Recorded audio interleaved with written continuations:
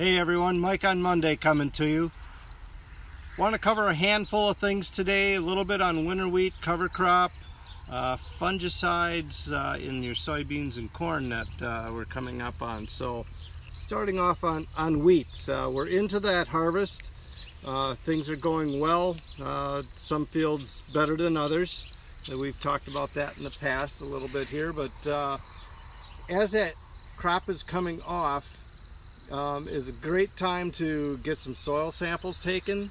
Possibly if you're into VRTing, especially if you have pH issues. That's one of the areas that I know a number of our locations with Country Visions take care of pH with variable rate liming, as well as if you want to just straighten out the variability and fertility out there as well. Again, excellent time to get those samples pulled as that crop is coming off, as well as it keeps you up to date with your nutrient management planning.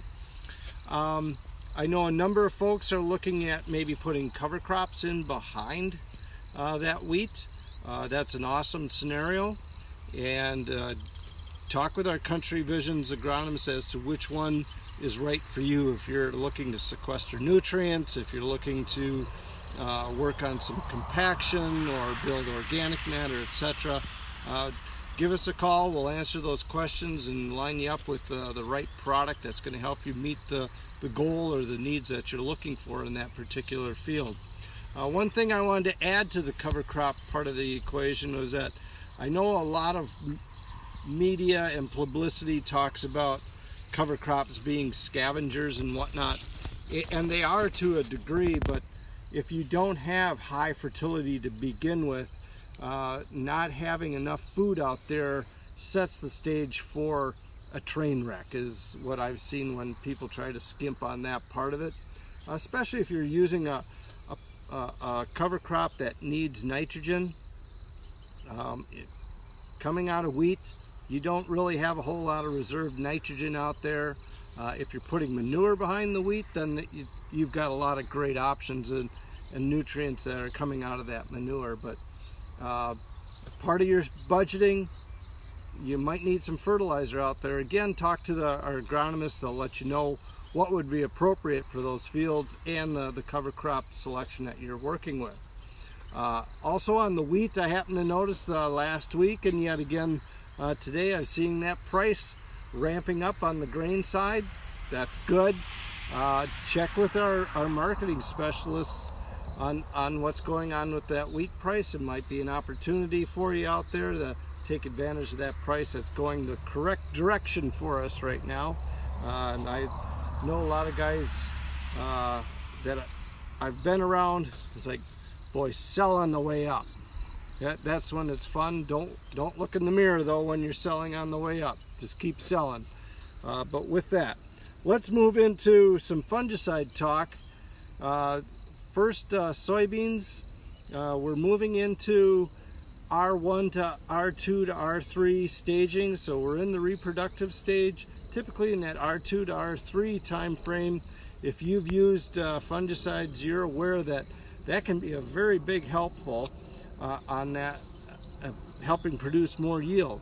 Now, I'm not necessarily trying to pinpoint white mold, which we wrestle with year in and from year to year, I should say, depending on the scenario, how much moisture you're getting during flowering. But the other diseases and plant health issues that we run into, my own personal experience in the past 3 years, when I've been putting fungicide treatments out there with some micros, I've been getting a 5 to 6 bushel yield bump on average, and that's on the bottom end of it. It goes higher. I've had as high as 12. Again, check with your agronomist on is this the right strategy for me and how that all pencils out. Again, you need to know what your price of beans are be. So if you've got some already marketed for the fall harvest, you know that price. That helps you with that business decision, as well as we can work out what's the cost of getting those things on and does it work for you. I've positioned that primarily on very good beans, meaning a nice healthy thick stand is where I've positioned it for the most part for trying to get that idea launched and build more yield for you out there. Now in the case of corn, as we going into tassel and silking and such, if you use a fungicide, now's the time to start looking at getting that applied. I know for a lot of our clients that work with the BMR products, that the fungicide application has been an awesome investment and works very well for us. So if you're using them BMRs, give us a call. We're getting the planes up in the air already, with a lot more coming ahead. So that's going to get to be a pretty tight schedule. So get on the phone, give us a call, get that lined up so we're on the right timing with that. The other thing that fungicides can be very helpful for them is if you get into some storm damage. And the field behind me here, about 2 weeks, 10 days ago, got a huge blast of wind, and you can see we've got some bent stalks. This corn was actually almost flat on the ground, so it's come back and recovered quite well. There was hail also in this event, and you can see we've got stripping, we've got bruised leaves, etc. So there's a fair amount of tissue damage here. And when you get into that kind of stripping, every one of that strips and holes and dents and whatnot is a bruise, is a wound.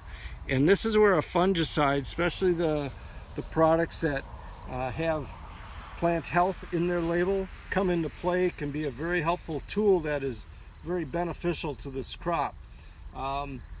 You can take a disaster and get some pretty decent protection out of it, and I've done that over the years, where I'll have a field that's hailed off and stripped down to just almost nothing, and getting those wounds protected and getting that plant off to a better recovery has always been helpful, is what we found. So does it mean I'm still getting 300 bushel corn? Not necessarily, but it keeps us on the better side of the equation here. So this field here is trying to right itself. It will have issues at combining time because she's got a pretty good lean to her, so we'll hope that Mother Nature gives us a little more water here to finish that off.